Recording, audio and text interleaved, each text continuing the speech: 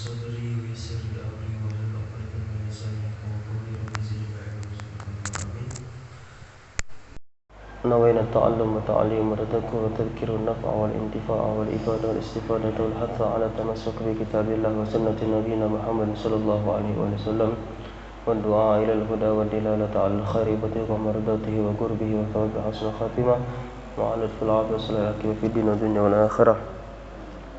Alhamdulillah, segala puji syukur atas kehadiran limpahan karunia dan rahmat dari Allah Subhanahu wa taala yang telah memberikan kita kesehatan, yang telah memberikan kita keimanan, yang telah memberikan kita kesempatan untuk selalu beribadah dan selalu menjadi hamba-Nya Allah Subhanahu wa taala mukhlishina lahuddin, yang selalu ikhlas, yang selalu ridha, yang selalu tegar atas apa daripada ujian-ujian yang Allah datangkan kepada hamba-hambanya.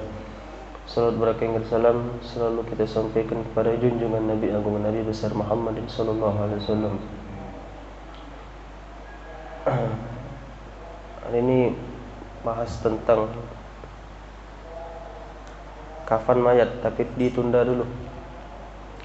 Karena kalau kafan mayat itu perlu ada kain kafannya yang mesti. Bingung kalau kita tak katik. Kalau seandainya kita praktikkan, bingung. Tapi kalau untuk mandi sudah cukup. Itu yang kemarin, pembahasan kemarin. Mungkin lagi ada sedikit tambahan, insyaallah. Kita bahas tentang yang ada di dalam kitab ini. Salah satunya membiasakan kita untuk selalu dawamul wudu, untuk selalu dalam hari-harinya kita itu jangan putus wudu. Air wudu itu jangan putus, batal, sambung lagi, pasang lagi wudunya. Memang kalau ajaran kita biasanya ajaran kita dulu wudu itu kalau lagi nak sholat, kalau lagi nak ngaji. Gitu. Tapi lebih bagusnya lagi di luar sholat pun kita tak apa-apa pakai wudu. Gitu. Kalau baca dalam hari-harinya kita selalu kita dawamkan wudu. Dawamkan itu tidak pernah batal wudunya. Kalaupun batal, wudu lagi, cak itu nah. Maka kami dulu diajarkan wudu itu ditahan dari misalnya wudu maghrib sampai ke isya. Itu. Maghrib ke isya. Kalaupun batal ya wudu lagi, tidak baca tidak. Karena guru-guru kita dulu, ulama-ulama as-salafun as-salih dulu, mereka jangankan dari maghrib ke isya, tapi mereka isya ke subuh masih terjaga wudunya. Itu. Salah satunya Al-Habib Abdullah bin Alawi Al-Haddad, Sahib Ratibul Haddad. Itu berapa puluh tahun itu wudunya terjaga dari waktu wudu isya ke subuh. Jadi tidak batal waktu solat subuhnya, tidak wudu lagi. Karena apa? Tidak dibatal. Tidurnya cuma duduk. Itu. Iya. Itu. Tidur cuma duduk, dan itu pun beliau cuma nyender. Memang ada yang bisa menyebabkan nawaqidul wudu arba'. Yang menyebabkan batalnya wudu itu karena ada 4. Salah satu di antaranya itu tadi kita tidur terbaring, gitu kan? Cek ini nak ke belakang itu. Nah itu kalau sudah ke belakang sudah batal wudunya. Nah ini ulama-ulama kita tidak dilawannya nafsunya. Gitu. Jadi mereka itu diisi dengan baca Quran, baca salawat, buka sejarah Nabi, belajar ilmu itu. Nah, kita tak bisa cak mereka, susah gitu. Nak jadi ke wudu subuh itu dari wudu isya susah. Jadi cak mana salah satunya? Kita ikuti mereka cak mana? Minimal kita dapati dari wudu maghrib ke wudu isya. Ada kan dekat. Itu. Karena salah satu yang menyebabkan miftahul arzak, yang menyebabkan terbukanya pintu rezeki, karena itu tadi selalu mendawamkan wudu. Sebagaimana maqalah Habib Hasan bin Abdullah Syatiri rahimahullahu taala rahmatal abrar. Atau kama qala la tatrukul wudu'a fi kulli ahwalikum wa tahrakatihim. Janganlah kita ini galak ninggal ke tatrukul wudu. Memang wudu itu sunnah. Itu, wudu itu sunnah. Tapi kalau lagi nak solat baru wajib. Cak itu. Wudu itu sunnah. Itu. Tapi sayang kalau kita tinggalkan sunnah ini, sunnah yang paling afdal, sunnah yang paling dianjurkan sama Nabi, la tatrukul wudu. Janganlah kita ninggal ke wudu fi kulli ahwalikum. Itu baik dalam keadaan apapun. Wa tahrakatihim wa tahrakatikum, dan dalam gerakan apapun. Itu entah kita tadi lagi masak, entah kita tadi lagi nonton TV, ataupun perkara yang mubah, lagi nyuci baju, itu. Fahuwa nurul lil muslimin, karena dari wudu itulah akan terpancar cahaya bagi orang muslim. Karena dari air wudu itulah terpancar sinar cahaya yang dimana didapati oleh kaum muslimin.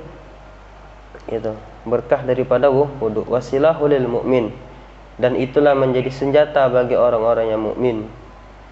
Dan juga disebutkan wasababul lil hifdzi minal masaibid. Maka juga disebutkan dan juga menjadi sebab terlindungnya kita, terjaganya kita dari segala musibah, dari segala bala. Itu entah itu bala fitnah ataupun bala dunia. Itu. Dan juga terjauhkan daripada ghala wal waba wal fahsya wal munkar, dan terjauhkan daripada segala maksiat. Dan juga disebutkan wasababu miftahil arzak, dan juga menjadi sebab terbukanya pintu rezeki. Itu. Miftahil arzakil hissiyah wal ma'nawiyah. Juga terbukanya pintu rezeki, baik itu secara hissi. Hissiyahnya artinya yang bisa dirasakan, kesehatan, itu, keluarga akor, terus masalah turingan. Itu kan rezeki dari Allah. Urusan dilapangkan, tidak pernah susah, itu, sehat walafiat, panjang umur. Itu rezeki dari Allah. Wal ma'nawiyah, ataupun daripada segi moral, contohnya duit ataupun harta-harta yang lain. Maka di sini banyak kurang paham tentang rezeki. Gitu. Bahwasanya rezeki itu adalah, ada ulama yang mengatakan bahwasanya adalah rezeki adalah seorang hamba, hak seorang hamba terhadap Allah Subhanahu wa taala. Bahkan ada ulama juga yang mengatakan rezeki itu bukan pada saat ketika kita dapat nikmat. Contohnya tadi dapat barokah dari kerjaan kita, dari atasan kita, gitu kan? Bukan itu rezeki itu. Rezeki itu bermakna ketika kita sudah mendapatkan uang tersebut ataupun harta tersebut, kemudian dengan harta itu bisa kita gunakan untuk ibadah. Nah, itu baru namanya rezeki. Kalau misalnya tadi sudah dapat hartanya, sudah dapat oleh di kita, di tangan kita, gitu. Terus sudah kita salurkan untuk ibadah, nah itu bukan rezeki namanya. Tapi kalau kita bisa kita salurkan untuk ibadah, nah itu baru namanya rezeki. Itu. Karena hartanya ada tiga. Harta ada tiga. Harta yang pertama, harta yang kita pakai. Harta yang kedua, harta yang kita simpan. Harta ketiga, harta kita di jalan Allah. Nah, taruhlah harta yang pertama, harta yang kita pakai, sudah cukup. Harta yang kita simpan untuk anak zuriyah kita, anak cucu-cucu kita, sudah cukup. Nah, pertanyaannya yang ini terakhir, harta di jalan Allah, harta yang bakal menyelamatkan kita di akhirat, harta yang bakal nolong kita di akhirat, harta yang bakal nunggu kita di akhirat. Itu yang menanti-nantikan kita di akhirat. Nah, pertanyaannya dua ini taruhlah cukup. Yang ketiga ini. Nah, itu. Karena harta yang ketiga ini yang paling penting. Itu. Bisa menjadi penolong bagi menjadi pembela bagi kita. Setidaknya kita pun kalau misalnya ditanya, karena ada disebutkan seluruh manusia ini pasti bakal ditanya tentang 3 hal. Anda masih ingat? Yang pertama, selama umurmu berpuluh tahun kemana engkau gunakan? Itu yang pertama. Yang kedua, rezeki yang sudah kau dapatkan, rezeki yang sudah kau cari jerih payahmu, kemana be rezeki itu? Itu dengan apa kau cari? Dan setelah itu kau keluarkan kemana rezeki itu? Itu salah satu di antaranya. Itu. Karena disebutkan فَمَنْ يَعْمَلْ مِثْقَالَ ذَرَّةٍ خَيْرًا يَرَهُ وَمَنْ يَعْمَلْ مِثْقَالَ ذَرَّةٍ شَرًّا يَرَهُ. Sekecil apapun di hadapan kita pasti bakal ditanya sama Allah. Itu begitu pun juga tentang dawamul wudu ini. Itu kan. Maka ada di dahar pembahasan kitab, Anda lupa kitab apa. Pokoknya kita wudu yastaghfiruna lil malaikah. Maka disebutkan juga dalam riwayat yang lain, wa in kana fis sama yastaghfiruna lil mutawaddi. Karena sesungguhnya wong yang wudu itu selama wudunya batal, selama wudunya belum batal, selama itulah ikan-ikan yang ada di laut beristighfar sama Allah untuk minta ampun supaya yang berwudu ini diampuni dosanya. Ikan-ikan yang di laut itu kan tidak rugi kalau kita selalu wudu. Apalagi kita pakai dawam dalam setiap harinya wudu terus. Nak tidur wudu. Itu tidak apa-apa. Minimal kita belajar sedikit-sedikit. Itu. Jadi pembahasan tentang wudu.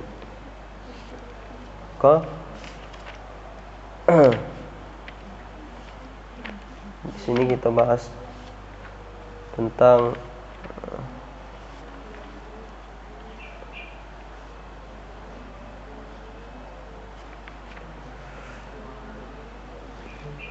husnuzan. Jadi disebutkan khoslatani laisa faqahu masyai'un min khair, husnuzan billah wa husnuzan bi ibadillah, wa khoslatani laisa faqahu syai'un min syarr, su'uzan billah wa su'uzan bi ibadillah. Ada 2 perkara yang mana 2 perkara ini adalah suatu kebaikan daripada segala kebaikan. Itu. Bahkan dengan adanya 2 tersebut bisa menimbulkan rasa silaturahim, bisa menimbulkan rasa kasih sayang sesama saudara. Yang pertama husnuzan dengan manusia, husnuzan billah, husnuzan kepada Allah, dan husnuzan bi ibadillah, dan husnuzan kepada hamba-hamba Allah. Wa khoslatani laisa faqahu syai'un min syarr. Ada 2 perkara juga yang mana dengan 2 perkara ini bisa menimbulkan percekcokan, bisa menimbulkan permusuhan, bisa menimbulkan pertumpahan darah. Itu yang pertama su'uzan billah, kita su'uzan sama Allah, wa su'uzan bi ibadillah, su'uzan kepada hamba-hambanya Allah. Karena husnuzan ini ma yakhib la yakhib ma khaba min husnuzan. Tak bakal rugi kita kalau kita husnuzan, sekalipun salah. Itu. Yang penting kita usahakan sangkaan kita baik dulu. Perkara dia tadi benar atau tidak benar, itu urusannya. Kalaupun benar, tetap kita dapat pahalanya husnuzan. Tapi kalau salah, tetap dapat pahala juga husnuzan. Maka dulu ada cerita Imam Syafi'i itu. Jadi cak ini, beliau itu pernah ngajar sekali. Waktu pernah ngajar. Akhirnya ada yang datang sama beliau. Ada yang datang nanya, Imam Syafi'i katanya, kau ni cak ini katanya. Kau ni cak itu katanya. Kata Imam Syafi'i, kalaupun itu perkataannya salah, berarti kau fitnah. Kata Imam Syafi'i. Tapi kalaupun perkataan itu benar, kau adu domba katanya. Cak itu. Paham kan? Jadi satu ketika Imam Syafi'i itu pernah melakukan sesuatu. Akhirnya datang wong tadi ngomong, Imam Syafi'i, tadi ada omongan dari wong kan misalnya, dari wong ini sebelah, katanya cek ini. Memang benar omongan itu, dia cuma nyampe ke baik. Gitu. Tapi Imam Syafi'i ngomong saya ini, kalau misalnya perkataan ini benar, itu, dan sampai ke telingaku dari kau, berarti kau ada domba. Kalau misalnya perkataan ini salah, kemudian ketika aku tanyakan dengan wong itu benar, rupanya salah pertanyaan ini, berarti kau fitnah. Berarti tugas kita diam. Cak itu baik. Mudah diam. Jangan misalnya ada masalah ini. Ya sudah kita diam. Tidak mungkin cak. Ini kita husnuzon. Gitu. Biar tidak merambat masalahnya kemana-mana cak itu. Urusannya tidak panjang. Ini lagi yang masalah. Tahu-tahu lagi ada yang nyampe ke pulau yang ini salah, yang ini salah, yang disampaikan salah juga. Sudah. Ujung-ujung musuhan galau. Itu kan? Jadi tidak bakal untung lah. Perkara-perkara yang suuzon tadi. Karena bisa menimbulkan fitnah. Fitnah itu luar biasa fitnah. Dajjal belum turun ya fitnah lah banyak. Ya kan? Belum anak buahnya lah banyak main hari fitnah. Lebih-lebih ini lagi musim-musim apa nih? Desember ini kan Natalan itu. Apa nih tahun baru. Banyak inilah ulama-ulama, ada yang mengatakan boleh lah, ada yang mengatakan haram lah, ada yang mengatakan tentang mengucapkan selamat Natal. Kita ini baik, kita ambil hati-hatinya baik. Kita ambil waroknya. Warok itu kehati-hatian. Kita udah mengucapkan ya udah dapat pahala, udah masalah. Jadi kalau kita mengucapkan takutnya karena saya ini kita mengucapkan selamat. Selamat itu apa? Mensyukurkan atau secara langsung kita nerimo bahwasannya selamat. Nah, Natal itu kapan? Maksud Natal itu apa? Natal itu adalah meyakini bahwasannya lahir itu kan kelahiran, tidak salah. Itu lahirnya menurut kepercayaan kita itu nabi, menurut kepercayaan mereka itu Tuhan. Karena kita tadi ngikutkan adah kebiasaan mereka, yang kita bacakan, yang kita sampaikan bukan untuk nabi kita, tapi bagi Tuhan mereka. Secara langsung kita nerima Tuhan mereka, kita nerima memang benar agama mereka. Oh, nah itu kira-kira. Kita sholat, kita belajar taklim, belajar hadis, belajar Quran. Gitu. Sudah belajar segala macam tentang agama Islam. Tahu yang dia yakini selama ini bukan agama Islam. Itu. Dia meyakini juga bukan agama Islam yang ada di dunia ini. Agama Kristen pun juga ada. Gitu. Jadi anak jelaskan ini karena di sini ya musola. Bukan di lapangan, bukan. Itu. Kalau lapangan umum, campur kan. Kalaupun misalnya dijerat hukum ya masuk. Tapi kalau di sini ya musola, tak majelis taklim. Ajaran agama gitu, tidak baca. Apa yang disebutkan itu yang diajarkan. Itu. Makanya di sini kita diharamkan. Nabi Muhammad itu tidak dilarang kita bertetangga dengan orang kafir. Tidak dilarang kita untuk silaturahim sama orang kafir. Tapi Nabi Muhammad itu tidak mengikuti kebiasaan dan mengikuti perayaan orang kafir. Tapi tetap jalan silaturahim, jalan. Itu. Kita tidak dilarang. Tetangga. Itu berkeluarga. Tapi kalau perkara agama tidak baca. Itu. Maka disebutkan dulu ini dalam surat Al-Hijr itu hampir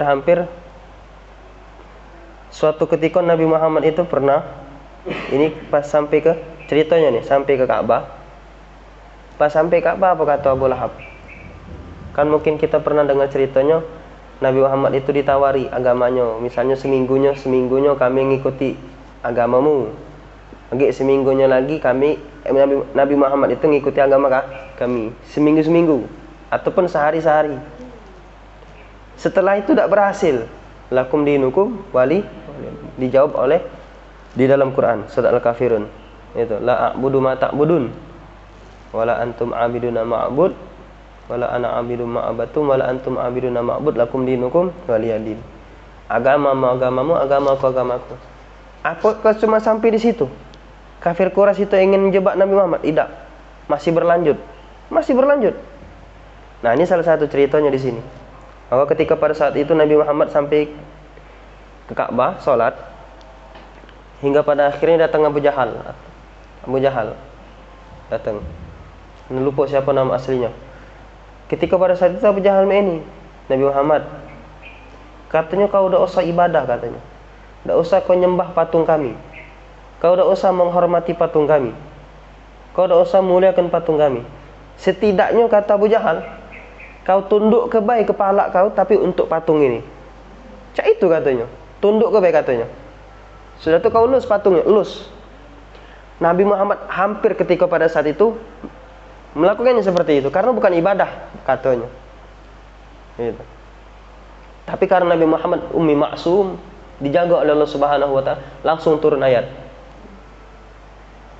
Itu. Jangankan kita menghormati, jangankan kita mau memuliakan, ibadah pun juga haram. Ketika pada saat Nabi Muhammad ingin melakukan seperti itu, langsung ditegur sama Allah. Makanya itu kita pun cuma nundukkan kepala ataupun menghormati, kita dilarang. Gitu. Tapi kalau misalnya perkara silaturahim, bertetangga yang di luar tentang akidah, apa boleh buat, tak apa-apa. Karena itu muamalah bainan nas. Karena itu hukumnya yajuz, boleh, gitu kan? Tapi mesti dijaga. Jangan sampai toleransinya kebablasan. Gitu. Kan sekarang ini banyak toleransi kebablasan. Tidak ngikut ke agama mereka, kita pakai topi Natal, gitu kan? Kebablasan itu namanya. Lah kelewatan gino. Itu jadi untuk husnuzon, tentang su'uzon. Jadi sini kita bahas tentang, udah cukup tentang masih mandi ke mayat ini, masih ada yang kurang. Kita cukup sampai sini dulu pembahasan kitabnya, insyaallah. Paling tidak adalah yang bisa kita pakai untuk di rumah. Kita dapatkan lagi untuk di rumah, atau misalnya dawamkan wudu, ngajarkan anak untuk baca doa setelah wudu. Itu. Ayo, tentang apa nih? Mayat. Ayo, sini.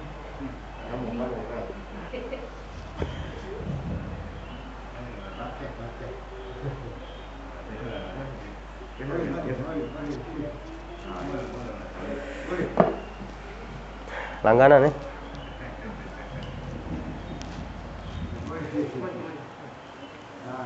Sini. Doa apa sini? Nah, boleh lah. Ada yang anak sampaikan lupa kemarin, tidak salah yang buka ini. Kita ulang lagi ya pembahasan kemarin. Itu kita buat sama cak ini. Tapi kita harus tahu dulu mayatnya seberapa lama dia dari jaraknya meninggal sampai mandi. Kalau jarak meninggalnya dekat dengan yang sampai dia mandi, sudah biarkan cak ini, tutupkan baik. Tapi kalau jarak meninggalnya jauh lama sampai dia mandi, nah itu tadi. Ini kan tadi sudah diajarkan, ini dibuat tali. Terus yang ada lubang, rongga lubang kita buat ke atas, tutup. Terus yang di sebelah sini diikat. Itu. Kalau misalnya jangkanya lama, taruhlah misalnya semalam jam 9, besok pagi, nah itu baru cak itu tidak apa-apa. Tapi kalau misalnya jaraknya sudah ini baru tidak apa. Jangan. Biarlah cak ini. Kita tuh takutnya dia keras. Kalau mana cak ini sudah, agilah cak ini saru dulu, nah, itu kan. Jadi itu perlu kita pakai. Gitu. Kemudian lepaskan seluruh pakaiannya, dan juga apa misalnya ada bagian organnya yang ada perban, ada hansaplas, itu juga lepas. Karena bakal ngambat untuk melakukan mandi wajib ataupun wudhu. Gitu kan? Gitu. Jadi iya, gigi palsu, apalah, kalung lah, gelang lah, cincin lah, itu seluruhnya dilepas kalau. Maka di sini ada pertanyaan, misalnya dia ada kumis, ataupun misalnya ada, maaf ini bulu ketiak misalnya, boleh tidak dipotong? Itu. Kalau misalnya tidak melakukan ingkar sunnah, ya boleh. karena kita untuk memperindah gitu kan. Tapi kalau misalnya semisal janggut yang masih bernilai untuk ibadah sunnah, maka kalau pacak jangan dicukur. Jenggot kan sunnah, usahakan jangan. Tapi kalau kumis kan tidak disunahkan. Ataupun bulu ketiak juga sama. Ataupun yang lain lah, bisa kita sebutkan. Maka itu diperbolehkan. Itu. Tapi ada juga sebagian. Susuk buka, susuk. Oh iya. Mana ada susuk dalam badannya? Nah itulah kita cari yang tahu berarti. Iya, Ada yang bingung kan, mak mana susuk dengan yang ngeluarkannya kan? Iya. Iya. Makanya penting ada sebelum yang meninggal ini ada wasiat. Entah wasiatnya tolong keluarkan apa misalnya barang-barang apa misalnya yang iya di dalam ini, entah susu kalau macam. Itu kan barangnya di dalam itu, tidak susah keluarkan. Jadi itu. Kemudian yang semisal kukunya panjang, kan kita disunahkan motong kuku, sunnah.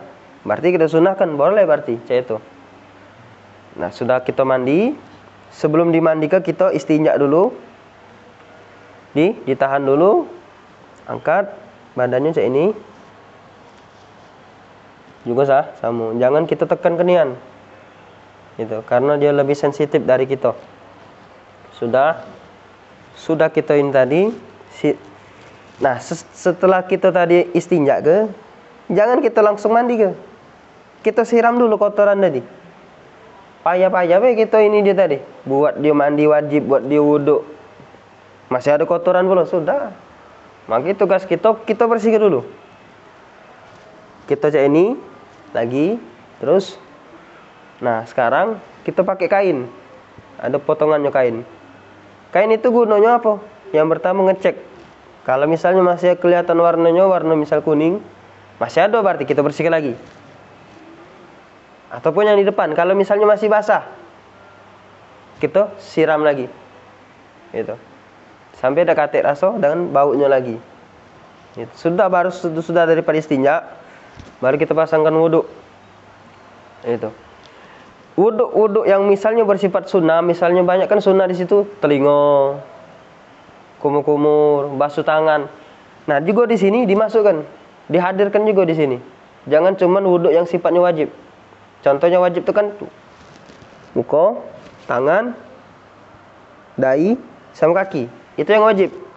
Tapi kalau misalnya telinga ataupun misalnya kumur-kumur, terus masuk yang di leher, tidak apa-apa. Sebagaimana kayak uang hidup lah, wudhunya sama. Sudah wudhu, dan dibasuh. Nah, terus ditutup dengan kaki. Setelah itu, nah ini mulai pemandiannya. Misalnya dari rambut dulu kita basuh pakai sampo. Itu, sampo sudah, pun pakai sabun. Sudah apa nih? Sudah dibasuh kalau di belakang, depan, setelah itu belakang. Tidak usah pakai spon, sabun biasa pakai tangan, tidak usah nak pakai sponian. Kalau pacak tangan ini jangan tangan apa nih? Tangan telanjang. Yo, pakai sarung tangan yang sifatnya kain. Bukan sarung motor itu, bukan. Sarung tangan, Cak. Ada wong Cak. Apa tuh? Galak tes operasi. Itu kan ada kan sarung tangannya itu kan. Nah, itu yang dipakai. Karena tangan kitanya bakal nyentuh tangan apa nih, badan ini. Supaya karena kain itu sifatnya juga bisa mengangkat kotoran. Itu makanya penting sabun dengan kapur barus dengan air bidara. Air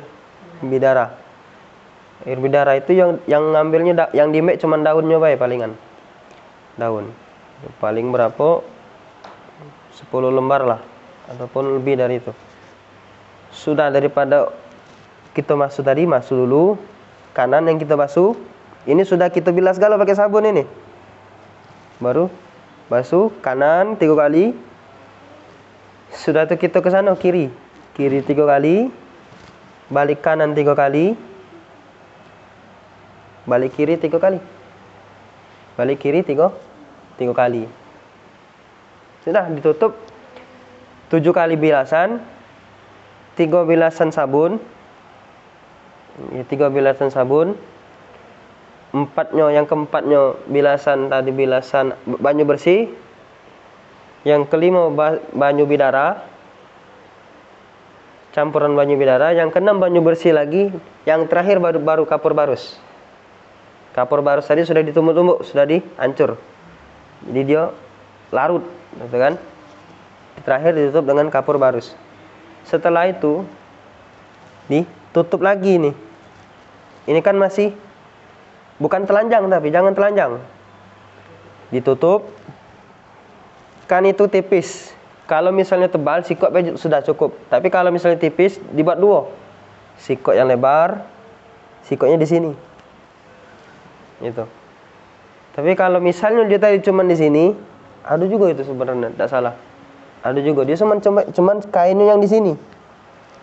Kalau pacak kita tutup galau be, gitu kan? Karena kita jago aibnya, cak mana kan? Karena wong ni pentingnya itu jaga mulut. Tapi harus kita kondisikan memang benar-benar sempurna wuduknya maupun mandi wajibnya itu. Dan juga apa tadi? Untung kain. Nah, cukup itulah. Dan juga ditutup dengan sudah selesai ditutup. Nah, waktu cara gantinya cak ini. Yang di sana megang kain, yang di sini megang kain. Kalau pacak wong 4 atau wong 3 sudah megang kain, yang sini narik pelan-pelan dari bawah. Nah, dimbek. Lagi yang ini nutup ini. Karena jangan sampai di auratnya tersingkap, terbuka. Nutup, yang bawah narik. Sudah ditutup. Kalau ada yang biasa jadi dikeringkan sebagaimana biasanya. Tapi ada sebagian yang ngeringkan, sudah dikeringkan pakai dupa tadi. Makanya dupa itu penting. Pada saat dia mandi, pada saat ngapani, pada saat ada orang yang datang untuk yasinan, penting dupa itu. Gitu. Jadi tujuan adanya dupa pada saat mandi, ngeringankan yang bersih ke tadi. Kan kotoran, maaf ini, kotoran kan bau. Nah, ngeringankan kita tadi yang mandi ke tadi, jangan sampai kebau anian. Itu.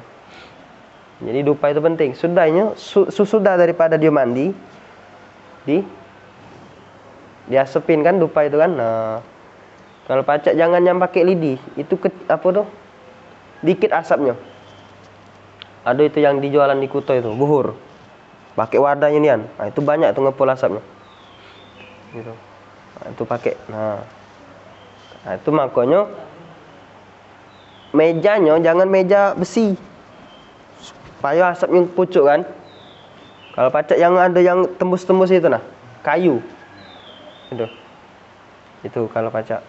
Supaya masuk asapnya lagi supaya ngering ke juga, dan juga pakaian yang dipakai ini kering, wangi. Itu tujuannya. Terus ada pertanyaan, ada tidak salah itu kan ada wangi-wangian, salah satu minyak wangi. Ngapa tidak disebutkan Ustaz?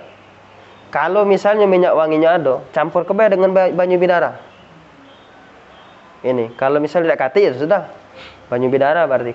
Kalau misalnya banyu wanginya ada, campurkan dengan banyu bidara. Berarti yang kelima. Gitu kan? Sudah itu kan. Selesai ditutup. Tunggu 10 menit. 10 menit. Sekiranya sudah harum, baru bawa ke dalam. Itu. Bawa ke dalam. Di kapan? Kapan nih kalau cowok 3, kalau cewek 5. Kalau kapan? Cowok 3, cewek 5.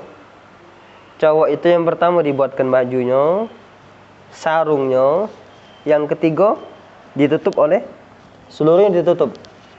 Tapi kalau cewek buat jilbabnya, bajunya, terus sarungnya, kemudian tutup lagi, 2 kali tutup dia. Gitu. Itu kalau untuk perempuan. Tapi tidak pacak sih kalau kita nyelas ke kapan nih katik bahannya nih. Nggih. Iya, beli bahannya dulu insyaallah. Itu.